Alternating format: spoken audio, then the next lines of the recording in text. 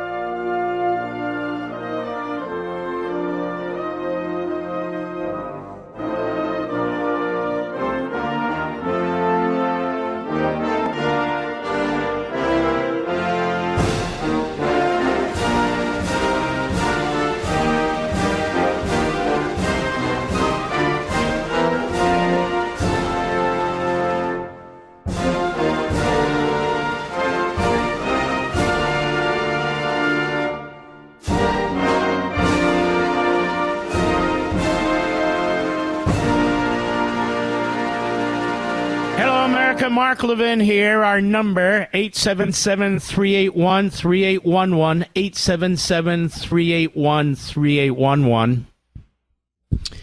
You know, ladies and gentlemen,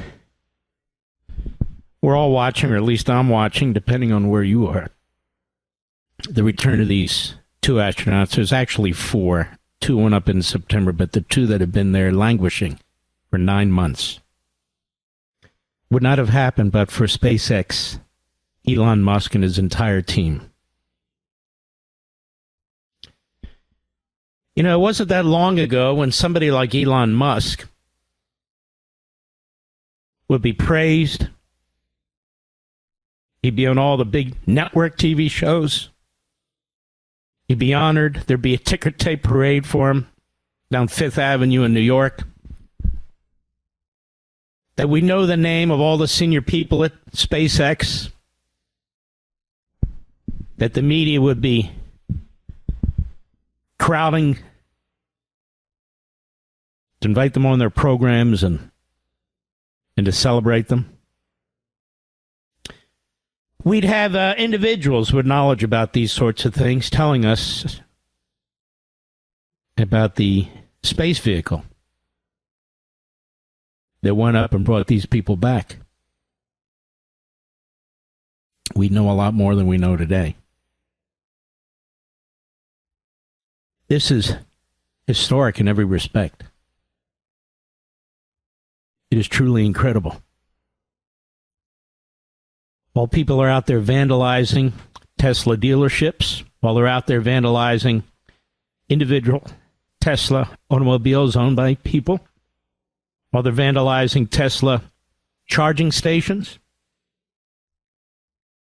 while the ruling class, politicians, and their media are smearing and character assassinating Elon Musk, he did something nobody else could do, including NASA on its own. Nobody. He saved these two astronauts. That's what he did. And it was a priority of President Trump. Another remarkable man, quite frankly. Elon Musk is appearing in various media outlets and so forth. We've not circled back, tried to meet with him. Maybe we will at some point. We haven't circled back to interview President Trump or any of these folks. We will. But the hosts are lined up right now, and you can see their appearances here and there, and that's a good thing. I'll wait a little bit till things settle down. But this is unbelievable. This is remarkable. It truly is. Shows how capitalism, entrepreneurship can actually work in miraculous ways. Shows how a man with an agenda, whether it's PayPal, whether it's Tesla, which the left is trying to destroy, the left builds nothing.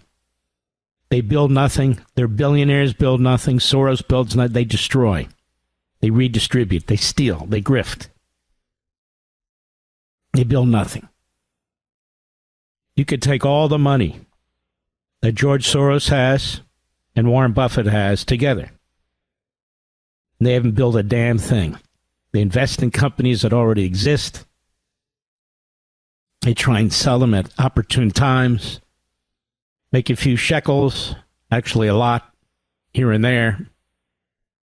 They don't actually build a damn thing. Elon Musk, he makes his money by building things. He bought Twitter. He's rebuilt it. He's lost a lot of money. He's also a patriot. Again, I don't know this man. I met him in passing. This is a billionaire who deserves to be a billionaire. He didn't inherit anything. Illegal immigrant. Built everything from the bottom up. He's provided goods and services that the American people want, that the left are trying to destroy. It's just a terrible, terrible thing. He didn't buy Tesla. He created Tesla. He didn't buy SpaceX. He created SpaceX. He didn't buy PayPal. He was one of the creators of PayPal. I'm not saying it's not important that people buy things. We're wealthy and so forth. But people do make their money in different ways. He's a self-made man, the richest man on earth. I don't know if he still is, but he's up there. He should be celebrated, shouldn't he? We spend more time talking about Khalil, the terrorist-supporting foreigner who's in the country, inciting riotous activity against Jews, at the Democrat Party, at the ACLU, at left-wing judges, a person who they are defending. We spend more time, our country, dealing with over 200 Venezuelan gangsters. Because a federal judge, and I'll get into him, now turns out as a severe conflict of interest, whose daughter works for one of these immigration groups that tries to prevent illegal immigrants from being deported. Did you know that? We'll get into that. One of the judges, you'll learn soon, I won't get into specifics, he has spent his life advising on DEI and representing such groups, and he's ruled on DEI too, that the effort to shut it down is unconstitutional. Our media spent a lot of time talking about Washington. They spent a lot of time defending the ruling class, defending the bureaucracy, defending the left. They spent a lot of time presenting us with Bernie Sanders, who hasn't done a damn thing for this country in his entire wretched life. They spent entire weeks at a time promoting AOC. Hasn't done a damn thing for this country and never will. These are socialists, these are Marxists, these are destroyers, exploiters and opportunists. But then again, so are so many of the people in the media. But this is what they do. Every day in this country, there are men and women who are developing things, who are inventing things. Men and women who are contributing to this society in big ways and small. Every day. And yet every day they're ignored. And every day we hear about the bureaucracy. We hear about the most outrageous things said by politicians. Every day. It's not America. They don't present us with America. They present us with the ruling class. I've been thinking about this as I write this book. Every single damn day, the media is focused on the ruling class, protecting it, advancing it, celebrating it, promoting it. The vast majority of the country is utterly ignored. When's the last time you saw a story on farmers who feed us? On ranchers who feed us? When's the last time you saw one of those stories? When's the last time you saw a story about truckers? And men and women who work on the railways, who bring us our food. When's the last time? When's the last time they spoke to anybody who works at UPS or FedEx or the Postal Service for that matter? Who every single day bring us our mail, bring us our packages. When's the last time they did a story on Amazon and Bezos? They hate him now, of course, because he's trying to turn around the wreck that's been the Washington Compost. What about that? Everyday goods, everyday services, everyday contributions. Ignored completely. Totally. You watch this on TV, this is amazing. What's been done here? You will never know the names of the men and women on Elon Musk's team at SpaceX, maybe now that I've mentioned it, who've done what they've done. It's incredible. But you'll know the name of every low-life member of Congress who uses the F-bomb, who appears on cable TV 6 times a week, who talks about dictatorships and tyrants and all the rest as the American people work to make this country function. As the American people drive opportunity, prosperity, growth, innovation. We the people. And when is the last time we the people were the subject of the media? They seek to manipulate us and put us down and dismiss us. The only thing that matters is what's going on in Washington, D.C. It's government-centric, day in and day out, day in and day out.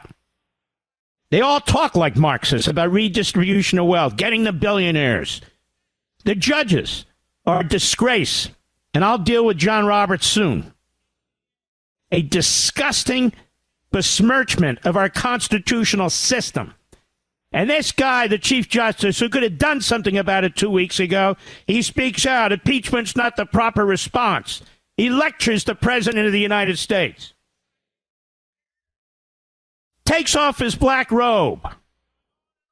Destroys all the decorum. Comes to the defense of the rogue radical trial judges, a.k.a. slip and fall, ambulance-chasing lawyers in black robes, Marxists and socialists in black robes, Islamists in black robes.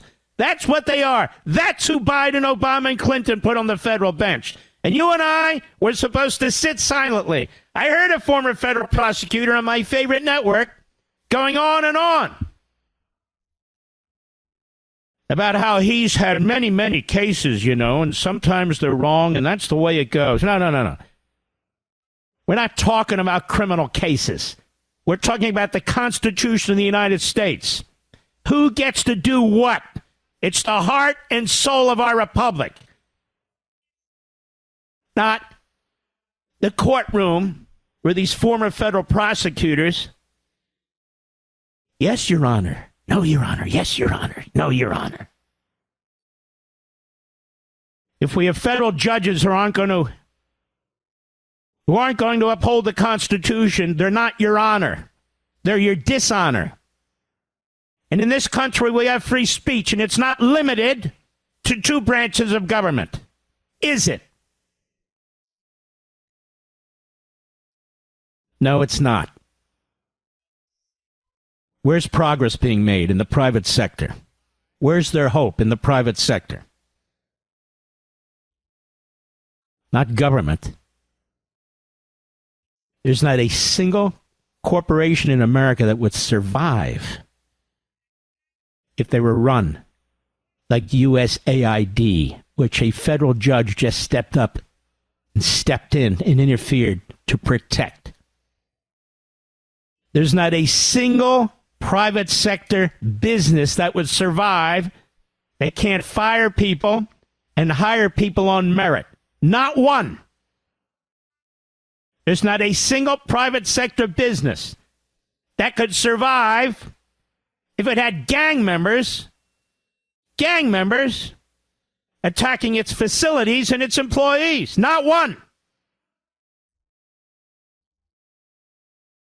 D.C., the ruling class, is in a cocoon of their own making.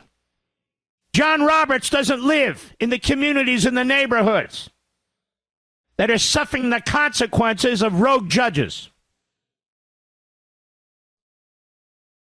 I'll be right back. Mark Levin.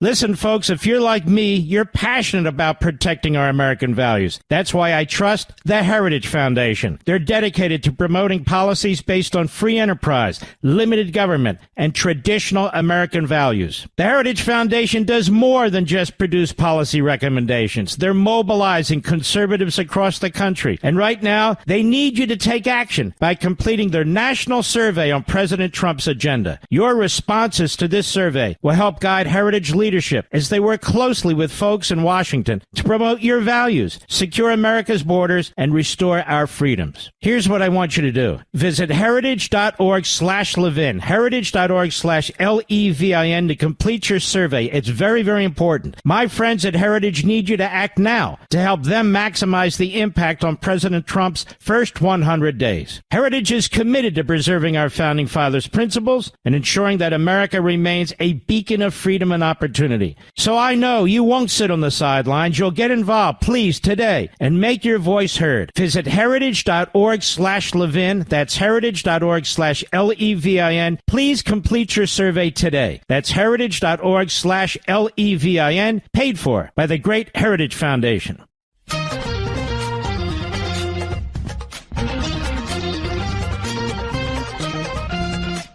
Let me educate the Chief Justice of the United States, who's in the Constitution, as is the Supreme Court. You know, John Roberts, you're in the Constitution, your position is, and your court is. Donald Trump is, the presidency is. All the lower courts are not. Congress created them. Congress has certain powers. You may know this about the Constitution. Not only do they advise and consent, thereby confirming judges like the lower court judges, but they can remove them under the impeachment clause if they wish. I know what you're talking about. Jefferson went after Chase, and he failed. And since that day forward, it's been the view and the tradition and the custom that you don't impeach judges based on their opinions. I don't favor impeachment, not because of that, because I think that's absurd. Impeachment is impeachment. But because you need a supermajority to convict in the Senate. And last time I checked, there's 53 Republicans. You'll probably lose 3 or 4 of them. So that's a waste of time. The way to deal with these judges is to abolish their courts. Abolish their courts. Defund them if you wish, or just abolish them. And you would need the people, as we discussed last evening, in the Congress, who are the experts on parliamentary rules, that is, Robert's Rules of Order. They can determine if this can be attached to some kind of a reconciliation spending or budget bill that avoids the filibuster rule in the Senate. In other words, let's stop pounding the table, pounding it, and do something about this. And you see, John Roberts, the other branches have a right to act too. We don't have a judicial oligarchy, at least not yet. Or, Judge, you could step in and fix this, but you're a coward. Folks, I need to talk to you about something crucial to the future of America. Our friends at the Heritage Foundation are on the front lines fighting for our conservative values. Heritage is dedicated to promoting policies that will help bolster our economy, protect our borders, and uphold the rule of law. They're working tirelessly to defend our Constitution and the principles that make America exceptional. To help accomplish this, they need you to complete their national survey on President Trump's agenda today. So you can participate in this survey by going to heritage.org/Levin. That's heritage.org/Levin. Your responses are crucial to this survey, and they'll provide Heritage leadership with crucial feedback as they work closely with the folks in Washington to promote your values, secure America's borders, and restore our freedoms. By completing this very important survey today, you're standing up for the values that have made this country great. And my friends at Heritage need you to act now to maximize their impact on President Trump's first 100 days. So please don't wait. Our future depends on you. Together, we can make a difference, and future generations inherit a nation that is free, prosperous, and strong. So please, right now, visit heritage.org/Levin, heritage.org/Levin, complete your survey, and join the fight for America's future. That's heritage.org/Levin, paid for by the Great Heritage Foundation. Mark Levin, the great one. The great one, Mark Levin. Dial in now, 877-381-3811. Isabel Vinson, New York Post, anti-Tesla protests funded by big-time California Democrat donor whose ex-husband is close pal of Elon Musk. See, none of these Democrat or Marxist or Islamist riotous protests, violence, are spontaneous. That's not the nature. That's not the nature of these hoodlums, these thugs. Anti-Tesla protests are being fueled by a Democratic mega donor whose ex-husband is one of Elon Musk's closest pals. Billionaire Steve Jurvelson, 58, was an early investor in Tesla, served on the board until December 2020. He sits on Musk's SpaceX board. However, his ex-wife, California psychiatrist Carla Jurvetson, it's Jurvetson. Hello, Jurvetson, 58, doled out more than $500,000 to a group called Invisible Action, a political action group linked to a nonprofit. Got that? Nonprofit, tax deductions, directing the protests against Musk, according to public records. Invisible Action is a Washington-based advocacy group. I told you. It's all about the ruling class funding the riotous protests, the ruling class and their media smearing everybody they disagree with, and their judges, and I'll get to them later. So Invisible Action, a Washington-based advocacy group, is sponsoring Musk or Us. The group offers a toolkit on its website featuring graphics and anti-Tesla protest signs, as well as information about how to conduct town halls. So they're funding the attacks on Teslas. They're funding the attacks on Musk. They're funding the town halls. That is the going into these town halls by Democrats and leftists. The media, look at this, even the Republicans are upset. No, they're not. The Republicans are thrilled, you jerks. Carla Jurvetson, Jurvetson. Now, she doled out more than $9.5 million to Democrats last year. She's backed groups that promote women in politics. No, left-wing women in politics, not women in politics. And how dare she even use the word women? What's with her? Isn't she up on her wokeism? Its website states, support the massive organizing effort it's going to take to defend our democracy and one another against Trump's authoritarian agenda. So how is Trump's agenda authoritarian? In what exact way is it authoritarian? Matter of fact, I have another story here. This judge that ordered out of San Francisco, a 79-year-old Obama appointee, stupid old man. He orders that Trump and the administration have to rehire 25, 30,000 people that they fired who are on probation. So now the administration is quickly trying to hire them back. Wow, what an authoritarian. No, the judge is the authoritarian. What do you think, John Roberts? You like this? You're destroying the credibility of the judicial system, John, and so are your little activists at the district court level. You're defending them today, John. You think that's helping? I thought you were a constitutionalist. You worked in the Reagan administration. You sure put on a good face. You and your friend, Barrett. Oh, how dare you criticize them, Mark? You're not allowed to criticize them just because you disagree with them. Well, why would I criticize them if I agree with them, idiots? This is judicial tyranny. They are a judicial oligarchy. Prove us wrong, John. Fix it. Fix it. You're busy telling the president the proper response, but you have not instituted the proper response. 4 of your colleagues were prepared to do so 2 weeks ago.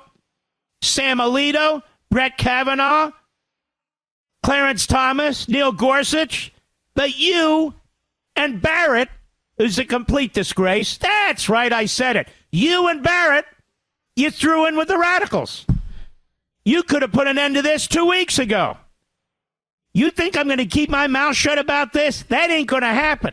You think my millions of listeners are going to be ignorant about this? Are going to go along to play along? Because you have decided that the judiciary should run the executive branch too? You think I'm going to be quiet about that, John? No damn way in hell. If free speech applies to Hamas, terrorist, Nazi supporters, then it sure as hell applies to me. Sick. Sick what's going on in this country. It's no joke. Chief Justice John Roberts rebukes, writes the New York Post, Trump for saying judge who ruled against him should be impeached. Why, is there something wrong with it? Well, 200 years ago in the Samuel Chase, I'm well aware of it. I know history better than John Roberts does. Well aware of it. Jefferson was disgusted. His entire party was disgusted. Oh, let's cite Marbury versus Madison. I don't need to repeat that. You're well aware of Marbury versus Madison. That case was another disgrace. Oh, yes, the judges. The judges. We remember Dred Scott. We remember Plessy versus Ferguson. We remember Korematsu. Oh, we remember Roe v. Wade. Yeah, we remember. And so many other decisions. If you read Men in Black, you know exactly what I'm talking about. Jefferson was right. They were all right. The framers were all right. If they wanted to create a judiciary like we have today, they would have created it. If they wanted to put in judicial review and tell you the Supreme Court and the other courts have the final word, they would have said so. I challenge Roberts. I challenge anybody to show me any of the framers or the ratifiers who said such things. Not one.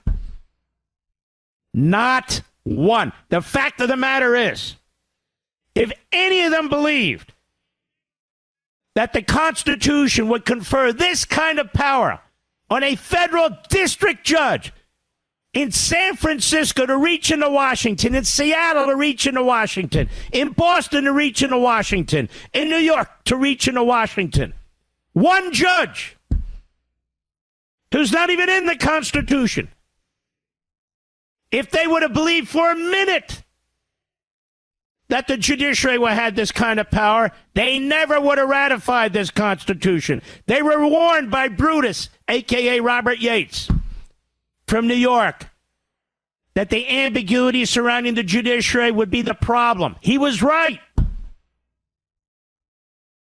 He was right.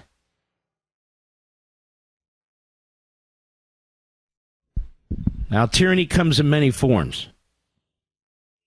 You can have a despot, a single despot. You can have a Politburo. You can have tyranny by legislature. You can have tyranny of the mob. And you have tyranny by the judiciary. You have it in Israel, you have it in the United States now, and you have it in other Western countries. Why? Again, if you've read my books, if you listen to this show, Woodrow Wilson, and he wasn't alone. There were others. In the late 1800s, Marx died, I think it was 1883. And you know what? He was pretty unknown by his colleagues, by his contemporaries. Marx was not well known. He became well known a few years after his death, maybe up to 10 years after his death. He became well known. People could seize on Marx's writings. If you read his writings, to me, it's dribble. But if you read his writings, you can pretty much pour 50 different interpretations into what the man was saying. And the bottom line is, according to Engels at Marx's funeral, how do I know this stuff, Mr. Producer? Because what do I do for a hobby? I'm the Rain Man of books. It just is the way it is. Because effectively what Engels said, and they were able to get their theories, their arguments down to slogans. So people sloganeer and they're not even sure what the hell they're talking about. Even today, people think they know what Marxism is. Marxism has many different flavors. Even from Marx's writings, it has many different flavors. But that said, what was at the core, according to Engels? People have to eat. Sustenance. Materialism. And he would say, and he said at the funeral, that's what Marx knew. That the world, everyday activities, the everyday man and woman, it's about materialism. It's about eating. It's about having a roof over your head. Everybody, yeah, that's right. What the hell do you think capitalism is about? But you see, that's where the debate ends. Oh, it's fair. The rich shouldn't have so much money when there's poor. There you go. See? Well, how did the guy get rich? Excuse me. That's irrelevant. So you never look behind it. The sloganeering, that's the pathology of it. But I was thinking about this as I was driving today to a meeting and back to the house. Marxism claims, as all these isms do, to be based on reasonableness, the ability of man to reason. And by the way, we believe that too, but in a different context. A scientific, almost a mechanical application, excuse me, of his ideology. So think about these two things. If everything is based on eating, and everything is based on the mechanical application, like a scientific application of the ideology, what are we? We're animals.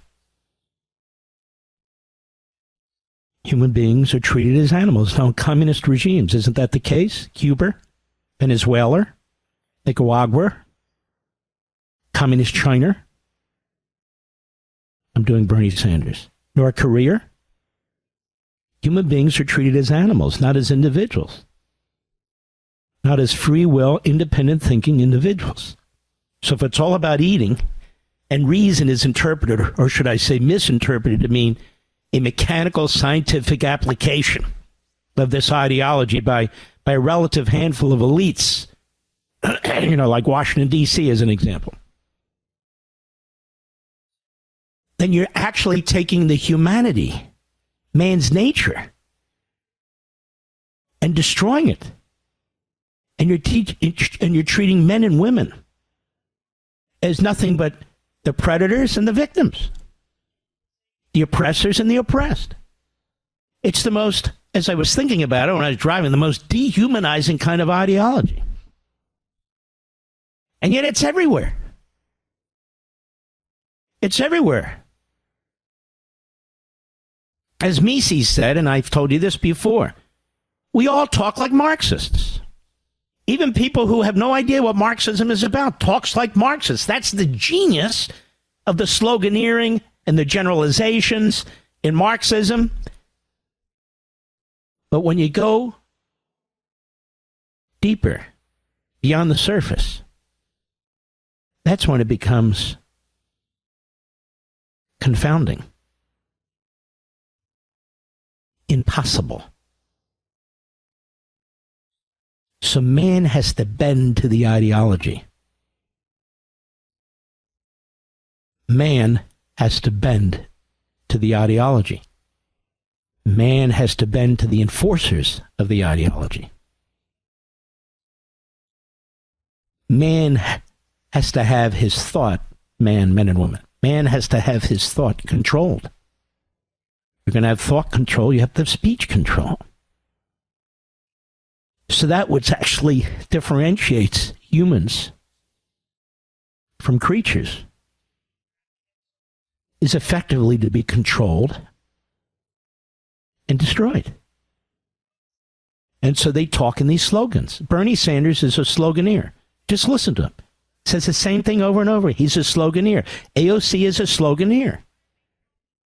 The Democrat Party is filled with sloganeers. You dig an inch deep and they don't know what the hell they're talking about. And so they come up with lies. And when you're a sloganeer, you got to lie too. They're out to get Social Security. May I ask you a question, a practical question? Why would the Republicans want to destroy Social Security? What is in it for the Republicans to destroy Social Security? Why would they do that? They're not. But why would they? Why would they destroy Medicare? Why are they out to destroy Medicare? Are not Republicans on Medicare? Are not Republicans on Social Security? Do they not want the votes of senior citizens? So why are Republicans, according to the Democrats, they want to destroy Social Security? Because they don't. They're liars. They're sloganeers. That's it. And they think you can't think because repetition, propaganda, indoctrination, they've got the media. So they are American Marxists. They're Marxist light who wish to be true red Marxists. I'll be right back. Mark Levin.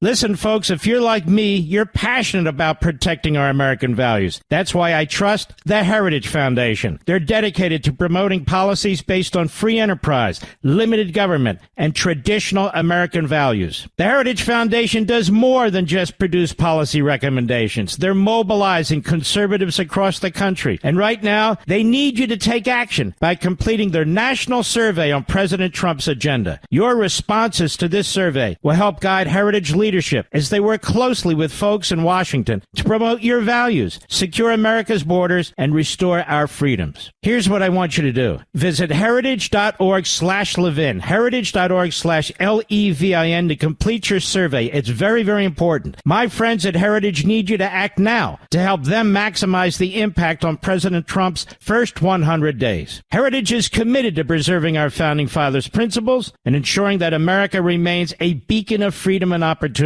So I know you won't sit on the sidelines. You'll get involved, please, today, and make your voice heard. Visit heritage.org/Levin. That's heritage.org/LEVIN. Please complete your survey today. That's heritage.org/LEVIN, paid for by the Great Heritage Foundation. The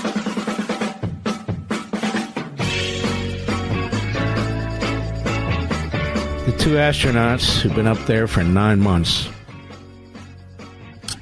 are back on planet Earth. They've just been removed from the capsule. These are true heroes, America.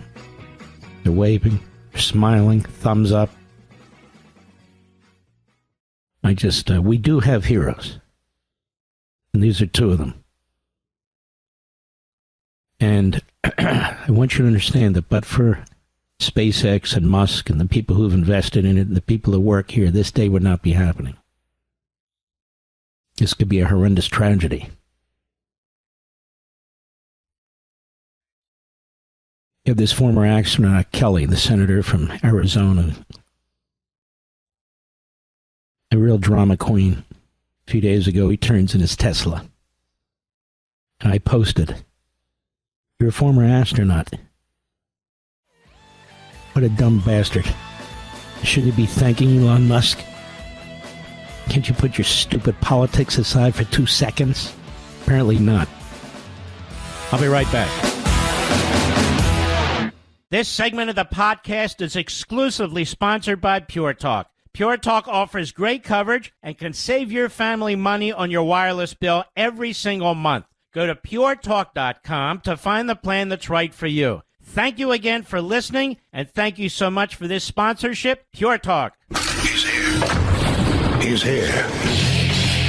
Now, broadcasting from the underground command post, deep in the bowels of a hidden bunker, somewhere under the brick and steel of a nondescript building, we've once again made contact with our leader, Mark Levin.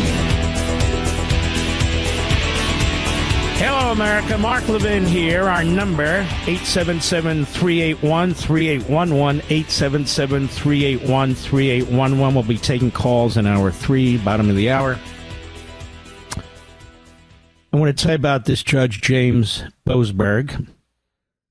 I first saw this on a posting by Laura Loomer. Let's see here.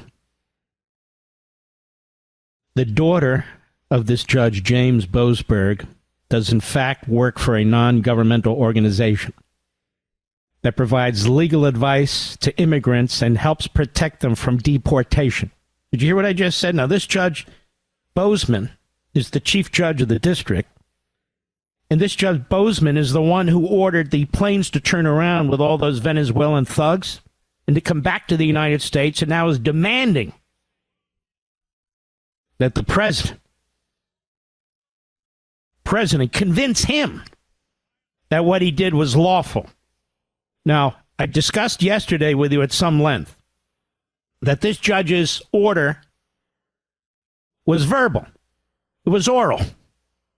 At first, the planes were already in international air. Then he issues a written order after the fact. The media is saying, whoa, the Trump administration violated the order. No.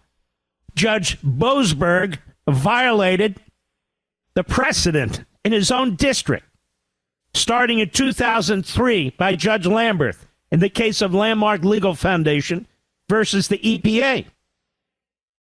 And in that case, and I read his ruling again today, he said that the time for the EPA to follow the order was not when he issued it verbally. Why? Because a verbal order is not exact. It's not detailed enough. It's not precise. So when a judge issues an order and he expects the people to whom it's directed to follow it, that judge has an obligation to put it in writing so that people know exactly what they're supposed to do. Well, he didn't until it was too late. That's the precedent. He violated the precedent in his own jurisdiction. That's number one. Number two, he has no power outside his judicial district to order anything. Number three, because of separation of powers, he has no power to order anything. President sets immigration policy. That's clear in the Constitution. And the president sets foreign policy. That's also clear in the Constitution. Now, I heard or read somewhere that one of these former federal prosecutors said, even if the president thinks the order is unlawful, he must comply with it. He can appeal. But this former federal prosecutor doesn't even understand the process. That this judge had to put it in writing. And by the time he put it in writing, it was too late. So even that alone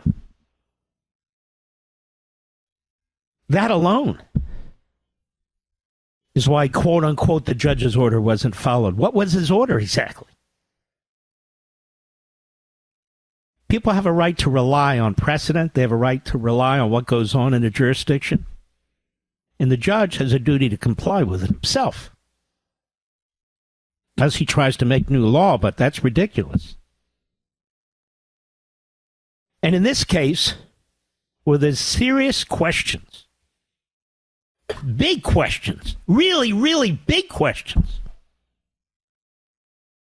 about who has the authority to do what, the president would actually be well within his rights under the Constitution to say no. He would, but he didn't. More on this judge. Maybe these former federal prosecutors can at least agree that this judge should have recused himself. Under the Code of Conduct, he had an obligation to disclose what his daughter did and does. Under the Code of Conduct and guidelines for the federal judiciary, should have recused himself. Catherine Bosberg is the daughter's name. Am I allowed to talk about this? There was another former federal prosecutor. Don't. These guys are nuts. Catherine Bosberg is the daughter. Excuse me, of James Bosberg, confirmed with colleagues. Catherine works for Partners for Justice. Whenever you see the word justice, you can cut one of either way. This way it cuts for the injustice. She's called a capacity building associate. Her LinkedIn is no longer public, but the organization's website says she, quote, assists the national team with its growing body of capacity building work in public defender offices across the nation. According to the organization's 501c3 statements, that's a tax return. Most of the revenue in 2022 came from non-government grants. Well, about half of it came from government grants in 2023, according to ProPublica. ProPublica is another left-wing funded phony media site.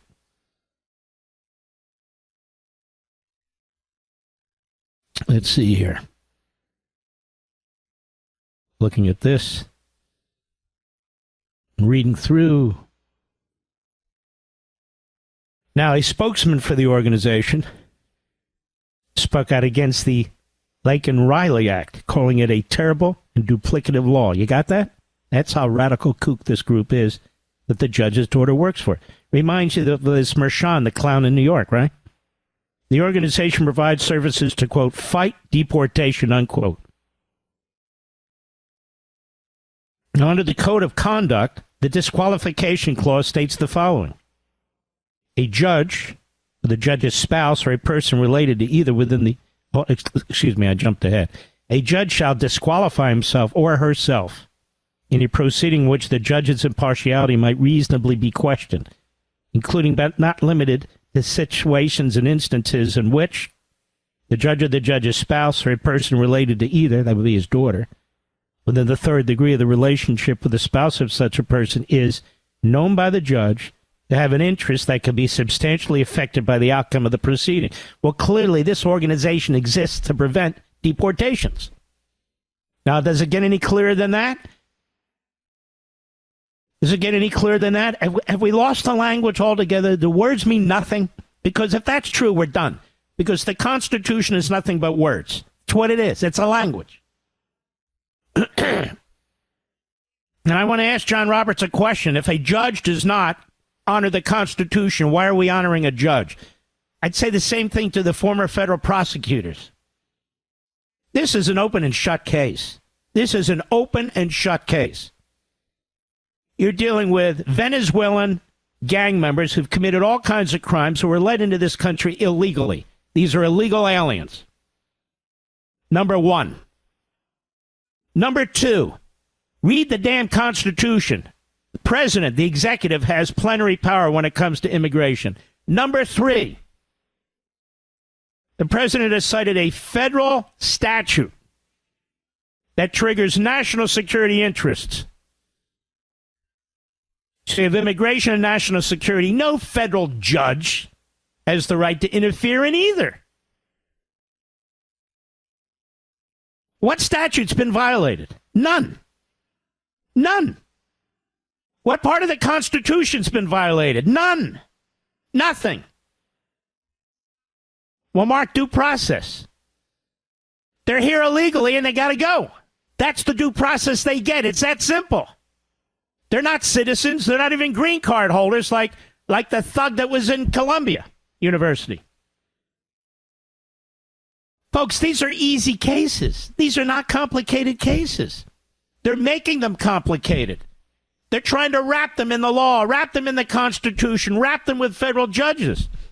They're trying to stop the deportation of people who shouldn't be here. Wait until we get the people who are here who haven't committed crimes. That'll be a doozy, but they should be deported too. I know, Mark, the first crime they committed is when they came into the country. That's a misdemeanor. I got it. Don't blame me if it's not a felony. It's a misdemeanor. That said, I'm not talking about that. We all know that already. I'm talking about the commission of crimes once they're in the country, in the interior of the country, committing offenses. Wait until they start deporting them, the grandmother, the grandchild, all the rest. Meanwhile, these people aren't humane, these judges and the left and these groups. All the women sold into sex slavery, how many are there? We don't know. Where are they? We don't know. Over 300,000 children still missing, unaccompanied, minors? What happened to them? Oh, we don't know. How many judges were concerned about that, America? How many in the media were concerned about that, America? How many Democrats were concerned about that, America? Not a damn one of them. Meanwhile, we have another conflicted judge, another Obama judge, another judge who's destroying, manipulating the meaning of the Constitution and federal law. And he doesn't even have the constitutional power of judicial review, but for Marbury versus Madison. So rather than using judicial review in a restrained fashion, they use it to rewrite the law, to rewrite the Constitution, and destroy separation of powers. Well, that's okay. Even if he's lawless, you have to agree to it and just appeal. It's not what Jefferson said. It's not what Madison said. So just go along with it. And then John Roberts, rather than speaking out against the federal district judges, effectively under his purview, he speaks out against the president. The president. Way out of line, Johnny. Johnny, you're way out of line. I remember Johnny when he worked at the Department of Justice for the prior Attorney General, a good man. And Johnny used to write very conservative memos that almost prevented him from being on the court. It's one of the reasons many conservatives like Johnny, because of the memos he used to write when he assisted the Attorney General at that time, the Attorney General before Ed Meese. And Johnny was a real bomb-throwing conservative there in the Reagan administration. Now he's on the court. As soon as they give him the robes, everything changes. Legacy. They want their names to live forever.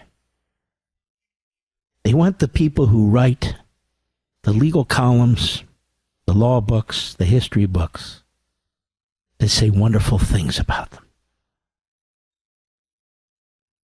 You know why Thomas Friedman has never written a negative word about John Roberts? Number one, it's not his area, but if he could, because they're friends. Their wives are friends. Wow. Oh, yes, the ruling class. You had the chance, Johnny, just a few weeks ago. You gave us a one-sentence order, basically, without explanation. And you told one of the most radical of the judges, yeah, you go ahead. No, Mr. President, you spend that money on foreign aid because he said so. And we have these obligations anyway. Well, I'd like 60 days to look at it. No, your order is immediately. And we have another judge, so they're trying to hire back. I just read 24,000 federal employees who they removed. That's a judge in San Francisco. Now we have this other judge who you explain why you sent those Venezuelan gang members back to South America. You need to tell us why. Then we had a judge today who said, you know what, USAID, I kind of like that, so no, you're going to have to put that back. But what about all the fraud and all the I don't care. Put it back. You can't do that. Can't run immigration, meaning you can't secure the border. You can't control crime in our country. Now, you can let in anybody who you want in violation of our immigration laws, like Biden did. But if you actually want to reverse that, no, you can't do it. I said you can't do it. The billions and billions of dollars that have flowed out of your pockets to God knows what and who. No, you can't cut that. That's unconstitutional. What? Look, we have a lot of bloat in the government, a lot of employees. We've never had a massive reduction in force. We at least need some kind of reduction. No, you can't do that either. You go back and hire those 24,000. That's a sham. That's a lie what you're doing there. A Biden judge, an Obama judge, a Clinton judge, another Biden judge, an Obama judge, a Reagan judge, but appointed by Democrats, based on what I explained to you before. That's right. Then we have another Trumper judge in Washington, D.C., telling the CDC what needs to be on their website. Have you ever seen anything like this before? This is a Politburo. That's what it is. Over 600 members. You know how they meet in communist China? They have those big halls. Well, here they meet in their own courtrooms. They're even bigger and better than they are in communist China. They get their own courtroom. They get their own clerks.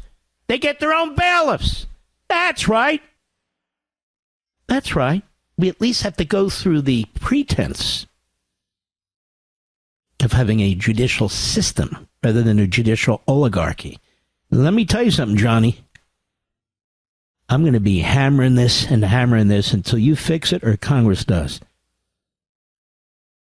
Because I see what they've done to the democracy in Israel. They've destroyed it. I remember judicial oligarchies, the King of England, judicial oligarchies, the Soviet Union, and now the United States of America. We're right there, an inch on the line, right there. I'll be right back. Mark Levin.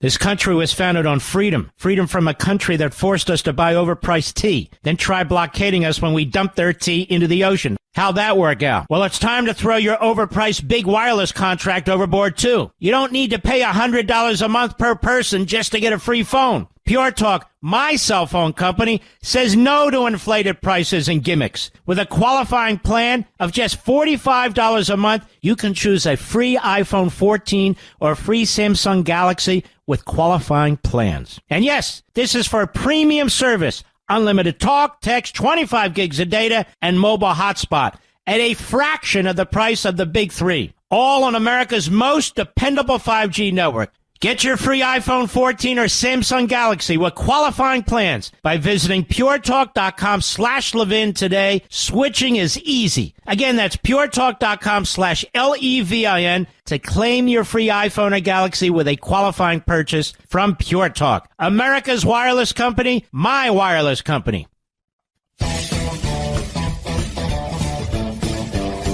Hour 3, by the way, we're going to dig into this Chuck Schumer on The View. Guy's running scared. He's running for his life. He's trying to claw his way back. Don't forget, you can always listen to this program all 3 hours anytime you want. You can find all my full podcasts of this show, interviews, specials on YouTube.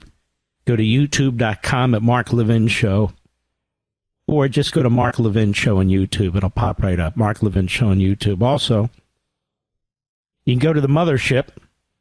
The Mothership, my website, marklevinshow.com. Click on the audio rewind at the top and pick your favorite podcast platform. Or go to your favorite podcast platform and just search Mark Levin Show and subscribe for free. You can do that too. Now, when we come back, Voice of America. Oh, my God. Trump wants to eliminate the agency, the umbrella agency to, among others, Voice of America. Is it Voice of America? Or is it the voice of the hard left? Is it Voice of America? Are they promoting Americanism? Is that what they're doing overseas? What are they promoting exactly? How come the media won't tell you? Well, Adam Cradle will tell you over at the Washington Free Beacon. We've got that too. Got a lot. Also, there's some kind of potential deal. Putin wouldn't agree to 30 days, but he said, well, we won't hit the energy infrastructure. And Zelensky said, Mr. President, please give me a call. I don't know what you're agreeing to. We'll be right back. This country was founded on freedom. Freedom from a country that forced us to buy overpriced tea, then tried blockading us when we dumped their tea into the ocean. How'd that work out? Well, it's time to throw your overpriced big wireless contract overboard, too. You don't need to pay $100 a month per person just to get a free phone. Pure Talk, my cell phone company, says no to inflated prices and gimmicks. With a qualifying plan of just $45 a month, you can choose a free iPhone 14 or a free Samsung Galaxy with qualifying plans. And yes, this is for a premium service. Unlimited talk, text, 25 gigs of data, and mobile hotspot at a fraction of the price of the big three. All on America's most dependable 5G network. Get your free iPhone 14 or Samsung Galaxy with qualifying plans by visiting puretalk.com/Levin today. Switching is easy. Again, that's puretalk.com/LEVIN to claim your free iPhone or Galaxy with a qualifying purchase from Pure Talk. America's wireless company, my wireless company. Mark Levin, making conservatism great again. Dial in now, 877-381-3811. Hello, it's me. All right. I have an idea. Let's do the Schumer thing now. We'll do the VOA Voice of America thing in the third hour. All right, Mr. Producer? Schumer's at The View. Let's start with the top audio, Mr. Producer, and here, cut one is how it goes. Go ahead. Trump the other day said about you, he used to be Jewish. He's not Jewish anymore. Now he's a Palestinian. Answer that. Tell my mother. But seriously, Trump treats Jews sort of transactional. Oh, they have money. Oh, I need their votes. But he doesn't understand. You're such a liar. You're so pathetic. What Trump means by that is the guy is constantly trying to un-Jewish himself. He has to throw in with AOC. He has to throw in with Bernie Sanders. He's a sleazeball. Like, for instance, on that Iranian deal under Obama, he goes to Obama. Obama says, I need the votes. He says, I'll get you the votes, but I have to vote against it. So he gets him the votes for it, and then he votes against it while he's lobbying for it. He's a sleazeball. Goes to the floor of the Senate, makes a vicious speech, character assassination, just horrendous, on Benjamin Netanyahu. Why? Because more than half of the Democrats in the Senate hate the state of Israel and hate Bibi Netanyahu and use Netanyahu as an excuse to hate Israel. I'm telling you the truth. He runs scared of AOC. AOC is another Jew hater, in my humble opinion. In there with Tlaib and Omar and the rest of them. So he walks his tightrope. And apparently he's written a book on anti-Semitism, America, but he can't go out there because the anti-Semites might harass him. Now, that said, he's like the worst guy to write a book on anti-Semitism. Pathetic. Anyway, go ahead. Are like, and he does things that can lead to anti-Semitism. In Virginia, when they marched on a Jewish synagogue, both sides are to blame. He sits down. No, that's not what happened. Ladies and gentlemen, look what Donald Trump has done with this administration of his. How dare Chuck Schumer make these comments? Chuck Schumer hasn't done a thing. He put no pressure on Biden, no pressure on Harris. He supported both of them right to the bitter end. He doesn't call out Tlaib and Omar and AOC. He doesn't call out Bernie Sanders, also a guy that unjews himself as much as possible. So when Trump's calling them a Palestinian, that's what he means. And then you get, oh, that's anti-Semitic. No, it's not. It's anti-Muslim. No, I said it's anti-Semitic. No, I said it's anti-Muslim. No, it's accurate. It's accurate. So here he is criticizing Donald Trump. They're investigating 50 universities for anti-Semitism.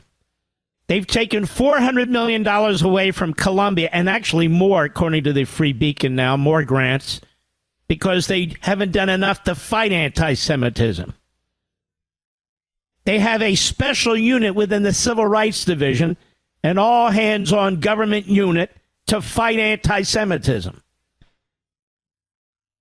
This is The View. The View is a grotesque propaganda operation of the far-left Democrat Party, with these yentas with an IQ collectively of an apple. That's it. Sonny Houston, whose husband's under, I think, indictment. Joy Behar, who's grotesque, a failure at radio, complete fraud. And the other miscreants of oh, Karen's there too, right, Mr. Producer? That's Whoopi's real name, Karen. How ironic, she's a Karen. And so what is it? It's a stupid show for stupid people. So Schumer goes on because he knows it's a Democrat operation. That's what it is. And ABC News is a disgrace. They have it on their news side. Their news side. You know, over at Fox, we have the opinion people and the news people. Here, it's conservative talk radio. We know who we are. There, they pretend that these mealy-mouthed, left-wing, kook, low-IQ yentas are news people. All right, let's move on. Cut 2. Go. The Republican Party is a different kettle of fish than it used to be. And that's why we're fighting them so hard. They are controlled by a small group of wealthy... All right, listen to me. They've always sleazed, smeared, character assassinated the GOP and the leadership of the GOP. Who are they fooling?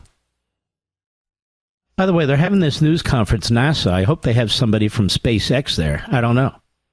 Time will tell. Go ahead. People. And you know what their attitude is? I made my money all by myself. How dare your government take my money from me? What are you talking about, you moron? There are tens of millions of us. I made my money all by myself. You're going to take it from me? No. I want you to listen to how he speaks, how far away, how distant he is from what this country's supposed to be. Keep in mind, this thug, this buffoon, has never worked in the private sector. He went from law school to the New York Assembly to the Federal House of Representatives to the Senate. He has never, ever held a private sector job, created a private sector job. Never. And here he is talking about he's a power-hungry buffoon. That's all he is. So look how he mocks Americans. It's my money. I made it. Keep your hands off it. I ask you out there. Blue-collar workers, don't you work hard for your money? Aren't you sick and tired of giving it to a federal government that gives it to foreign countries for crap? That gives it to grifters who work for the Democrats and with the Democrats, who give it to front groups to keep illegal aliens in the country? I mean, aren't you sick of it? I'm sick of it. Whoa, you must be trying to keep your money. Yeah, I'd like to keep my money, you buffoon. Go ahead. Taxes. Or, I built my company with my bare hands. How dare your government tell me how I should treat my customer? Well, what about that, moron? People work with their bare hands, electricians and plumbers and truckers, people who pick up trash, janitors, surgeons, athletes. A lot of people have built, yes, their businesses. They start out of their garage. We have many of them on this program. They build them into something more. They could have lost their homes because they used their mortgage. They could have lost everything. And you mock them. You're mocking Americans, hardworking Americans who've made something of themselves. Go ahead. The land and water that I own, or my employees. What do you mean the land and water that I own? It's called private property. See what I mean? Private property. Keep your hands off my private property. He thinks the government should have their hands on your paycheck, on your home, on your private property. What is this? He's a nut. Go ahead. And he's also a Palestinian, by the way. Go ahead. The barrier to people, the barrier to stop them from doing things, they want to destroy it. We are not letting them do it, and we're united. A barrier to people, a barrier to stop them from doing things? Who's stopping anybody from doing anything? They are. Boy, he's really flustered, too. Have you noticed he doesn't really speak in coherent sentences? Did you notice that, Mr. Producer? Let's jump to... I don't think we have time. Do I owe a commercial here? All right, let's jump then. Let's jump to cut 4. This is Sonny Houston, whose ancestors owned slaves and whose husband's been indicted for fraud, I think. If I'm wrong, I certainly apologize. Go ahead. But I think you caved.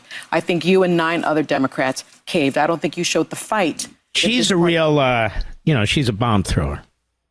And you'll find in these Marxist communist revolutions, you've got some of these women who are really nuts. Really, really nuts. She's one of them. Go ahead. Because you're playing with by a rule book where the other party has thrown that rule book away. True. And so in my view, what you did really was in supporting that GOP partisan She's bill. so tough. Oh, she is. You ought to see the mansion she and hubby and the kids live in. Oh, yeah. She's what I call a Mercedes Marxist, Mr. Producer. A Mercedes Marxist. That's what she is. You should have done more. You should have shut the damn government down. Excuse me, I thought we're opposed to... No, you should shut it down. Right, ABC News? She's a news person. Go ahead. You cleared the way for Donald Trump and Elon Musk to gut Social Security, to gut Medicare. This is what I mean. This is what I was talking about in the first... Gut Social Security, gut Medicare, gut Medicaid. She's a liar. Mr. Producer, I want you to invite her on the show, and I'm not kidding. Not in any sarcastic way. Just say Mark Levin wants to debate you on Social Security, Medicare, and Medicaid. You specifically said, as part of ABC News, that Donald Trump and Elon Musk Elon Musk want to cut Social Security. Gut Social Security, Medicare, and Medicaid. I want to debate you directly on that issue. I want to debate you on my show. Go ahead. Medicaid. Why did you lead Democratic senators to play by... All right, we got to take a break. That's enough. It's propitious timing. We'll be right back. Mark Levin.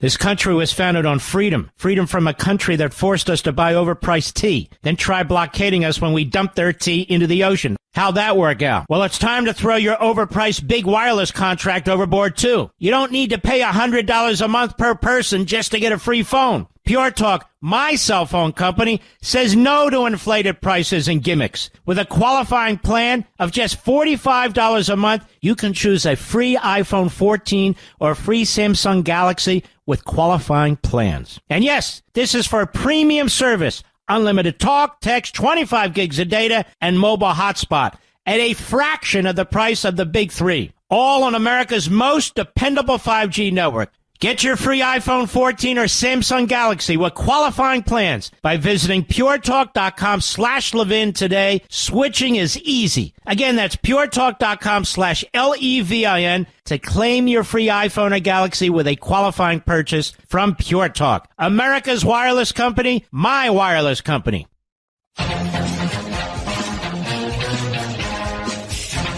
All right, folks, Israel's gone back at Hamas, the terrorists. They wouldn't agree to anything, nothing that the United States proposed, nothing that Israel proposed.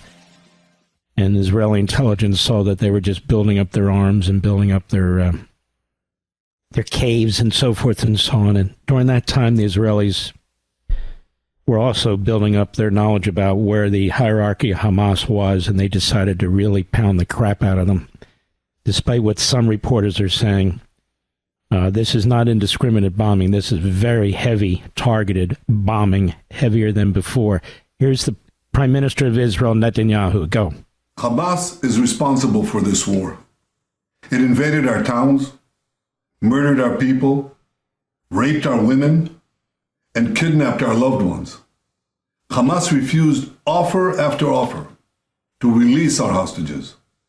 In the past 2 weeks, Israel did not initiate any military action in the hope that Hamas would change course. Well, that didn't happen. While Israel accepted the offer of President Trump's special envoy, Steve Witkoff, Hamas flatly refused to do so. And this is why I authorized yesterday the renewal of military action against Hamas. Israel does not target Palestinian civilians. We target Hamas terrorists. And when these terrorists embed themselves in civilian areas, when they use civilians as human shields, they're the ones who are responsible for all unintended casualties. Palestinian civilians should avoid any contact with Hamas terrorists. And I call on the people of Gaza, get out of harm's way, move to safer areas. Because every civilian casualty is a tragedy. And every civilian casualty is the fault of Hamas. I thank President Trump for his unwavering support for Israel. Our alliance with the United States has never been stronger. To those who criticize Israel, I ask, what would you do if terrorists murdered and kidnapped your children? You would do what we are doing. In the face of pure evil, free societies have no choice but to fight. So I want to assure all our friends around the world, Israel will fight and Israel will win. We will bring our people home and we will destroy Hamas. We will not relent until we achieve all these vital goals. And we will not rest until we give our country a future of peace, prosperity, and hope. Another great leader, historic leader, like President Trump, no question about it. The Power Hour is next. I'll see you in a moment.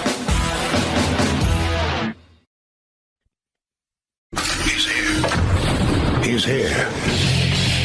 Now, broadcasting from the underground command post, deep in the bowels of a hidden bunker, somewhere under the brick and steel of a nondescript building, we've once again made contact with our leader, Mark Levin. Hello, America. Mark Levin. Our number is 877-381-3811, 877-381-3811. All right. Now we have a judge this evening, ladies and gentlemen, who ruled, let me be specific and accurate about this, just given to me. Hold on one second. Here we go. Judge blocks Trump's effort to ban transgender troops.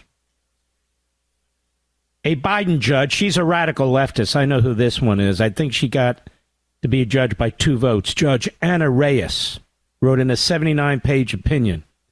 The cruel irony is that thousands of transgender service members have sacrificed, some risking their lives, to ensure for others the very equal protection rights the military ban seeks to deny. So now they're running the military. What's good for the order of the military? So here's a woman who's never served in the military, probably never been near the military, a radical leftist. She has ruled that, no, you can't ban transgender people from the military. So now they run the military. They run immigration. They run human resources. They're landlords for the federal government. They run the data and the payroll systems. I'm just telling you what's happened in the last 6 weeks. And I could go on. That's what the federal judiciary is doing. They're destroying any respect that certainly half, if not more, the nation has for the judiciary. A Biden appointee. But she acknowledged that the courts must give extraordinary deference to the military on matters of troop readiness and lethality, but that deference does not need to be blind when there are constitutional violations. That's right. Since the beginning of the Republic, transgenderism has been viewed as, well, not a problem in the military. Commander-in-Chief doesn't get to make those decisions. Now, does anybody believe for a second that this is the Constitution, this interpretation of what the framers and the ratifiers had in mind? I mean, this is a complete... You know what it is? It's a judicial coup. That's what's going on here. I don't care what these idiot former federal prosecutors have to say. By the way, there's a lot of good ones, too. But the idiots that I hear... This is a judicial coup. That's what it is. And it's taking place right in front of our faces, right now. And if this doesn't get fixed, your constitutional system will never look the same. Never.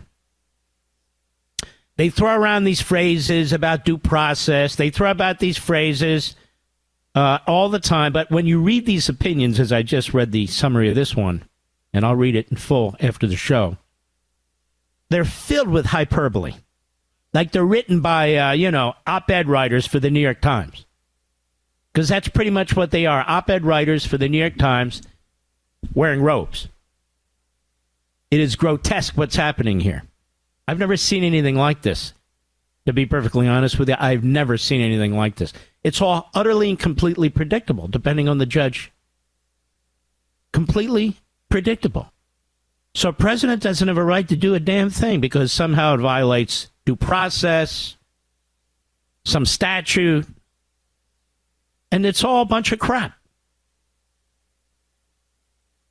Voice of America. You think, wow, the Voice of America, who would want to tamper with that, right? Voice of America. It's the Voice of America, for God's sakes. Now, it was created for good reasons. To reach into communist countries mostly. And to push the American belief system, values, principles, and so forth. That's not what it is in most respects anymore. Adam Credo, they've refused to call a terrorist a terrorist. Voice of America's demise comes after years of liberal training sessions, pro-Iran bias, even Russian propagandists. It says when President Donald Trump moved this weekend to dismantle Voice of America, the government-run news network long denounced by conservatives for liberal bias. MSLSD wrote that the move brought an end to pro-democracy media outlets, countering authoritarian propaganda abroad. But VOA's liberal staffers have not only faced criticism for running a left-wing broadcast similar to NPR, they're also accused of operating with a pro-Iran bent, producing anti-Israel news coverage. You anti-Semites and some of these bloggers and so forth, they might like Voice of America. In at least 2 cases, publishing Russian propagandists. There have been complaints that they've been very pro-Hamas, that they've refused to call terrorists a terrorist. Former Arizona news anchor Carrie Lake told the Washington Free Beacon Lake has been tapped by Trump to run VOA, now a senior advisor to the U.S. Agency for Global Media, which houses the VOA. After this weekend, though, it's not clear what will be left for Lake to run. For now, she says she's focused on slashing fraud and abuse at the broader agency. Oh, there'll be some federal judge. Wait a minute. You can't do that. Why? Because I say so. I'd love to be in the position as director of VOA, but I'm not. That falls on the current director who was appointed during the Biden administration, said Lake. If I were running VOA, I would do it differently than he's doing it, but it's up to him. Current director is Michael Abramowitz. Apparently sees things differently, telling journalist Mark Halpern he considers himself a caretaker who's happy to be helpful to Lake as she takes on these responsibilities. He said roughly 1,300 agency employees. 1,300? You know, I have a producer, a call screener, and a gentleman who works with our affiliates. I'm one of the biggest syndicated radio shows in the world. I have 3 people, Mr. Producer. I have 1,300. Trump's executive order unveiled last Friday, orders the agency to cease operations, the maximum extent consistent with applicable law. The president can't unilaterally eliminate it on an 83-year-old organization whose charter was signed into law by former President Gerald Ford. But the blunt executive order is effectively a death warrant. A White House fact sheet accompanying the executive order cited an assortment of reports, including those published in the Free Beacon, detailing VOA's left-wing biases and sympathies with Iran. It also took aim at past VOA contributors with ties to the Kremlin, including a Russian anti-U.S. propagandist who produced videos with anti-U.S. and anti-Semitic themes. Again, this is the same cabal in our party, in our movement, right, Mr. Producer? Anti-Semitic, pro-Putin, and pro-Iran. Doesn't that sound familiar? The is, oh, you must be a warmonger. Neocon. All right, where was I?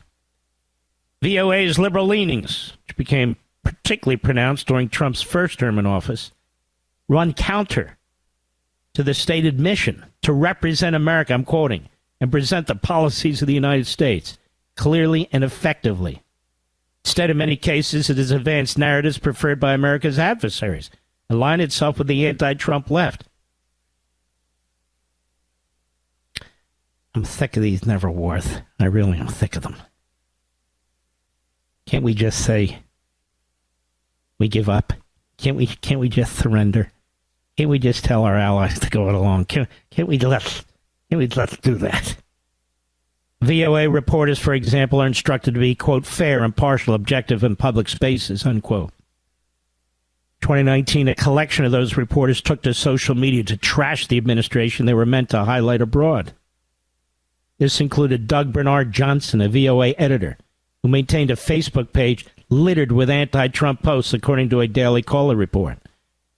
Or Marissa Melton, a 23-year-old VOA veteran, 23-year VOA veteran, repeatedly slammed Trump in several social media postings, including one that said, America is screaming, go away. Yeah, they need to fumigate this place. They need to shut it down. I think VOA stands for a voice of anti-Americanism, don't you, Mr. Producer? She still lists herself as an international broadcaster for VOA on her Lincoln page. Third VOA employee, Mil Arquita. Mil, is that a man or a woman? Oops, don't ask. Described Trump as incoherent, unprepared, rude when he debated Hillary Clinton in the 2016 presidential cycle. Another ex-posting from that time, Arcata. Isn't that like a bug that shows up every 17 years? Isn't that an Arcata? Sounds like it. Arcata responded to a post. I know it's not. Arcata responded to a post by Trump saying, lie much? You really should check your sources. Under the Biden administration, meanwhile, USAGM in 2023 spent $23,500 in taxpayer funds to teach reporters under its wing how to be, quote, balanced and bias-free. The contract went to Poynter Institute, a liberal journalism, I'm familiar with this, liberal institute, liberal journalism group, that in 2019 released a blacklist of conservative news outlets, including the Free Beacon, which it deemed unreliable. Under criticism, Poynter withdrew the list, which was put together with its partners at the far-left Southern Poverty Law Center. Remember that? Radical kook group, which is notorious for labeling Christian conservative organizations as hate groups. Poynter is largely funded by wealthy Democrat donors like George Soros, Pierre Amedier, Craig Newmark, Bill Gates, Tim Gill, an activist whose husband served as former President Joe Biden's ambassador to Sweden. Its PolitiFact fact-checking arm overwhelmingly attacks conservatives. A Free Beacon analysis found has also had to make a number of embarrassing retractions, including retracting its outright dismissal of the theory that COVID originated from a Chinese lab leak as inaccurate and ridiculous. It also paid Poynter $20,100 in 2021 to conduct at least 4 balanced and biased training sessions. It shifted further left during the so-called racial reckoning in the spring of 2020. The White House on Friday pointed to one article published a few weeks after the death of George Floyd, titled, "What is White Privilege and Whom Does It Help?" Now, keep in mind, we're paying for all this broadcasting throughout the world. This is the voice of America, not the voice of radical kook Americans. No, the voice of America. I'm surprised that the communists in in Cuba and China and the fascists in Russia and the Islamists all throughout the Middle East, Hamas, I'm surprised they didn't pay for this. No, you did. VOA, which is a tangle of different networks and partnerships around the world, many of which are not even in English. It's been accused of entrenched biases that extend far beyond U.S. domestic matters. Its Persian language affiliate, which is supposed to beam unbiased news and American values into Iran, has been the subject of multiple congressional probes into pro-Iran bias and corruption. Well, that's great. We're paying for pro-Iran bias, media bias, in Iran. That affiliate, VOA's Persian news network, which broadcasts out of Washington, is known to ban prominent Iranian regime critics and pursue stories that paint the hardline Islamist regime in a favorable light. Wow. In 2024, then House Foreign Affairs Committee Chairman Michael McCall published a separate investigation on their Persian affiliate. In other words, the information on the Voice of America and its mothership is extensive, it's substantive, it's been available for years, and we never heard about it unless you read The Beacon and a few of these other outlets. That's it. That's it. So the Voice of America sounds great. That's why they do it. Remember I talked in the first story about sloganeering? Remember that, Mr. Perdue? I said that's what they do on the left. Voice of America. Then you gotta come. Well, they do this. They not the Voice of America. The Voice of America can't do them. No, it's the Voice of America.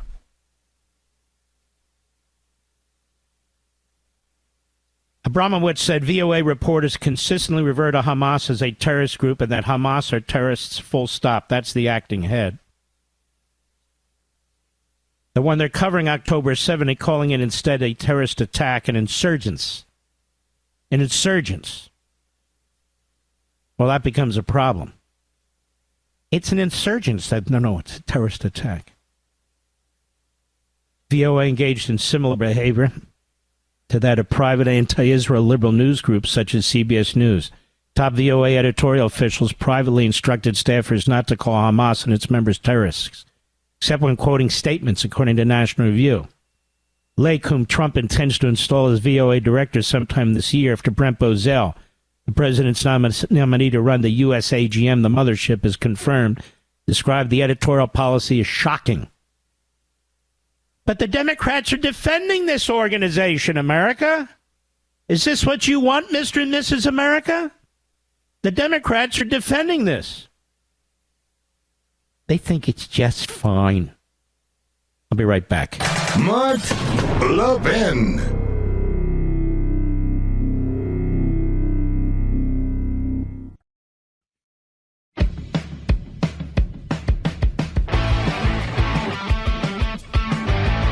My Julie just sent me a post by Julie Kelly, our dear friend. We'll try and get her on after the bottom of the hour. She said, I knew I had the Ray Epps sentencing transcript. Just found him. Remember Ray Epps? Remember him? In January 2024, Judge Bosberg, remember this? Bozo Bosberg? Again referred to January 6th as an insurrection by Trump supporters and implied the president was responsible. This is the judge who's all over the president on immigration now. He gave Epps a slap on the wrist by lamenting his alleged victim status. So we're going to try and get Julie Kelly on the program after the break at the bottom of the hour. There are plenty of conspiracy theorists still who refuse to believe that this was an insurrection by supporters of the former president and not some violent act instigated by Antifa or the FBI, says the judge. Says the judge. Amazing, isn't it? And so here's President Trump ridding the nation of hundreds of violent, vicious, brutal, illegal aliens from Venezuela who belong to an international gang. So who's more dangerous, ladies and gentlemen? The January 6 people or Judge Bosberg? Or Judge Bosberg? What do you think about this, Chief Justice Johnny Roberts? What do you think about this, Johnny? Is that okay with you? This guy is so conflicted. It doesn't matter if you're on the left. Ask Mershon if it matters. Bogusberg is what his name is from now on here, Mr. Producer. Bosberg. Bogusberg. His daughter works for a nonprofit organization that has as its mission to stop the deportation of illegal aliens. He doesn't see a bias or a conflict there. He's a disgrace. He's a disaster. black robe or not. He's a slip and fall, ambulance chasing, left-wing rogue judge. I say that with all civility. We'll be right back. Mark Levin, the thunder on the right. Call in now, 877-381-3811. Nobody knows these lawyers in Washington, D.C. like Julie Kelly, I can tell you that. And she's been a fantastic reporter. She has a wonderful blog site, Declassified with Julie Kelly on Substack. That's Declassified with Julie Kelly Substack. Julie Kelly, you have uncovered something in the last few minutes regarding this Judge Bosberg. Tell us. Well, of course, Mark, thank you for having me on. I've covered all of these judges, as you and I have talked about for years, as they presided over hundreds of January 6 cases, including Judge Bosberg. I was in his courtroom, actually, Bosberg. I was in his courtroom in December, the week before Christmas, Mark, when he forced a woman who went inside the Capitol for 9 minutes. She was charged with 4 misdemeanors, forced her to go on trial before a D.C. jury, refused to delay her trial until the president took office. And she was saying, the president has promised pardons. I will definitely get a pardon because I have 4 misdemeanors. He rejected the president's promises of pardons, put her on trial, and of course she was convicted immediately by a D.C. jury. But also, Judge Bosberg, let me just stop you there, how disgusting and sickening this is and how history is going to record this. These phony judges, these phony juries, hardcore. They might as well just go to the DNC, and give somebody a gavel there, dress them up as a judge, and pick the jury right out of the staff there, and that's that. No? Well, it is. And further, aside from the fact that the president had promised pardons to J6ers, especially those charged with these 4 misdemeanors, he put her on trial before jurors in a city that had just elected Kamala Harris 92%. I think Donald Trump got 6% of the vote in Washington. So setting aside the fact of pardons, it was very clear, and always has been, I think Washington is the most democratic city in the country, and they hold special contempt for Donald Trump and those involved in the events of January 6th. He completely ignored that, put her on trial. Now, Bosberg has presided over 70-plus J6 trials. I went through the sentencing chart for all J6ers a few days ago. In most cases, even low-level petty offenses like parading in the Capitol, Judge Bosberg sentenced those American citizens to jail time in federal prisons. But here he is. So he throws the book at American citizens, but Venezuelan, vicious, brutal gang members, he demands that the planes turn around and bring them back. Correct. Unbelievable. And he jumped into action on Saturday. Mark, he must have known now the ACLU and Democracy Forward, which is led by Mark Elias, and they filed this lawsuit. Apparently they filed it at some point before the president published his proclamation invoking the Alien Enemies Act. And this is the one that is ordering the immediate deportation of Venezuelan illegals who are tied to the Venezuelan gang backed by the Maduro regime. Randomly, we're told, Mark, this is assigned to Judge Bosberg, who leapt into action on Saturday, issued 2 temporary restraining orders, turned the lawsuit that represented 5 unidentified Venezuelan illegals, turned that into a class action suit for any Venezuelan subject to the president's proclamation, prevented now for 14 days anyone from executing the president's proclamation, and yes, went to the defense of these Venezuelan illegals. Meanwhile, he has thrown the book at J6ers, thrown them in federal prison for low-level offenses. It's just, but this is what all these... There's no way this man should be on the bench. He's a disgusting disgrace. He absolutely is. Appointed by Obama. He is a political hack in a black robe. He is a a radical left-wing lawyer. There's a whole bunch of them in the federal judiciary now, thanks to Biden and the Democrats that controlled the Senate. And what do you make of John Roberts admonishing the president on impeachment? I mean, rather than admonishing his own, underlings, rather than doing something about it, as a matter of fact, which he could have 2 weeks ago, this is the best so far John Roberts can do. What do you make of that?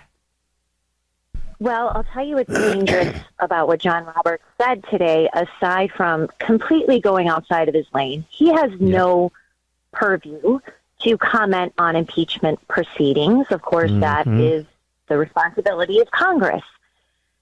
The joke, of course, Mark, as you know, he talked about 2 centuries. Impeachment should not be used to litigate judicial disagreements. How many federal judges have been impeached and convicted? 8 since the beginning of time. It's never used, and that's the problem. That's how we created this constitutional crisis. That's how we created judges like Jeb Bosberg, Tanya Chutkan, Amy Berman Jackson, Beryl Howell, his predecessor. They are infallible. Judge Ali, Judge Rios. I can go down this whole list of these fools. Yes, Judge Reyes, who today now overturned the president's executive order on transgenders in the military. You have another judge, Royce Lamberth, who overturned the president's executive order on transgenders getting hormone treatment and surgery Royce in Lamberth. Federal prison. We've talked about Royce Lamberth.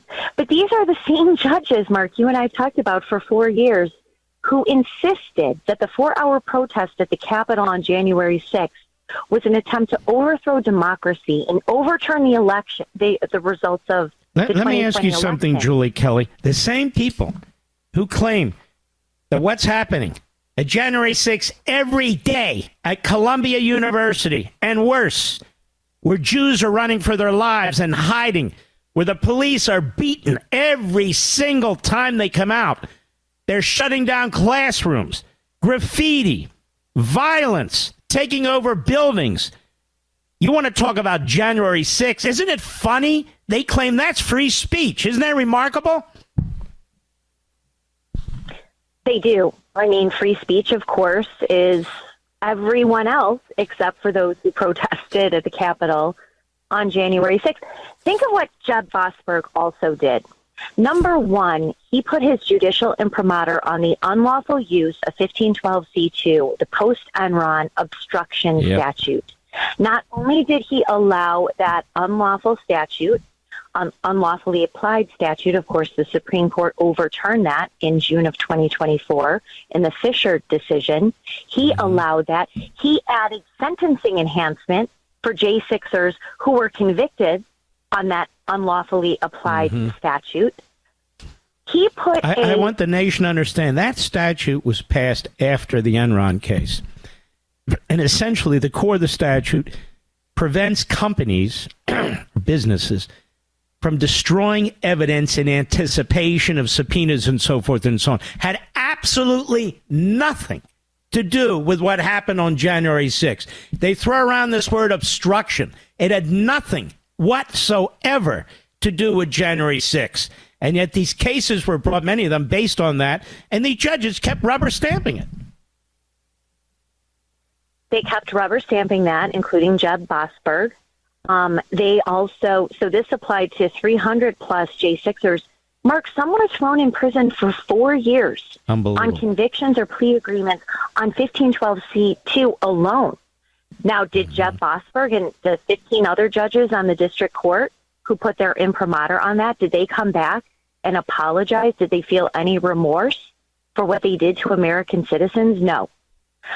Again, he put a 60-year-old woman, Sandra Wire, from Pennsylvania, in federal prison for 14 months on a 1512c2 conviction. But yet here he is running to the defense of dangerous Venezuelans who are here illegally, who are tied to this PDA gang, which has been designated a foreign terror organization by the Trump administration, Secretary of State Marco Rubio, flying them out of this country. And Jeb Bosberg comes to their rescue on Saturday, and now is demanding, Mark, and this was an order he issued again today, he is demanding details on all of the flights. All right, my friend. Well, thank you for everything you do. You're very much appreciated by the American people, and we appreciate you, Julie. Thank you. I appreciate you, Mark. Thanks so much. You take care of yourself. Unbelievable, this guy, isn't it, America? Isn't he? It's disgusting. And John Roberts, what he did today was disgusting.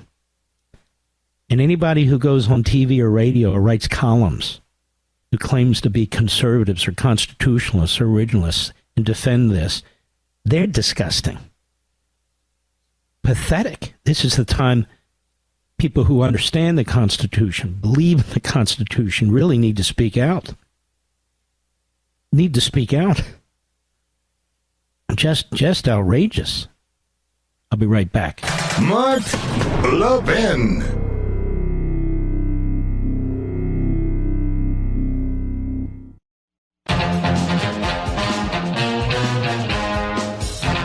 Doug, Clifton, Virginia, the great WMAL. Doug, how are you, sir? Hey, Mark, thank you for having me on. My wife and I met you at a restaurant in Northern Virginia a few Sundays ago, and you were absolutely a gentleman. So thank you for that. Well, thank you. Which restaurant was it? Blue Ridge? It was the Greek restaurant. I love that restaurant. Yeah. It's fantastic. Fantastic. Yeah. Thank you. Anyway, it is laughable. My pleasure. Laughable that Chuck Schumer is coming out as a strong supporter of Jewish people and Israel. I remember, I'm old enough to remember when he beat Alphonse D'Amato, who was a great senator from the state of New York. He was a great senator. And a great friend of Jews and a great friend of Israel. But I would say to Chuck Schumer, where was he as his party declined the state of anti-Semitism? Where was he when the Taylor Force Act was being violated? The Taylor Force Act being that law that says the United States would not fund the Palestinian authorities or any affiliates such as Hamas to any group of people, families that were doing terrorism. He was a co-sponsor, but why didn't he speak up when Biden was violating that during every year of his presidency? And then I would say, where was he speaking up? And this is the last point. Where was he when Obama and Biden were funding the Iranians to the tune of billions of dollars? They are, Iran, being called the greatest state sponsor of terrorism. So I would say that given the money that they funded Iran, that Obama, Biden, and with the support of Schumer, they are the de facto greatest state sponsors of terrorism in the world. Well said. And isn't it amazing? You have a president here that's trying to hunt down the anti-Semites, the Jew haters, the people who are physically threatening people on campuses and everything, and who's taking on all these enemies of the United States, Israel, the free world. He denounces him. How dare Chuck Schumer, the gall of this buffoon. Anyway, Doug, I want to thank you. It was a pleasure. I remember you and your wife. Very, very nice. God bless you. Hope to see you again. Let's keep going. Do I have time, Mr. Producer? Yes, I do. Paul, San Francisco, California, the great KSFO. Go right ahead, sir. Hey, thank you, Mark. Yes. My dad was a World War II P-38 pilot, and I'm a 20-year Marine officer veteran myself. God bless you. And I've been listening to you guys and Rush since the 80s. But anyway. Thank you. My question is, and I don't know why we can't go shop around for a conservative judge. We can. The problem is, if you're going to sue the government, you get to pick the jurisdiction. And so you got to defend in those jurisdictions. That's the problem. But they aren't. They're just doing it nationwide. No, but the judges ruling nationwide. But they're finding judges in these Democrat strongholds to bring their lawsuits. If we can't find our own? No, what I'm saying is we're not suing the government, so there's nothing for us to find. If we were suing the government, say the Biden administration, I guess we could find our judges. But they're suing Trump. Trump's not suing them. They're trying to stop his policies. So they're not looking for conservative judges. They're going into these places to go after Trump. Thank you very much, you and your father, for your service. God bless you, brother. We salute our armed forces, police officers, firefighters, emergency personnel, our truckers, the men and women in Ukraine, men and women in Israel. Kick Hamas's ass. And our men and women in the military kick Iran's ass and the Houthis. And you, the people. God bless.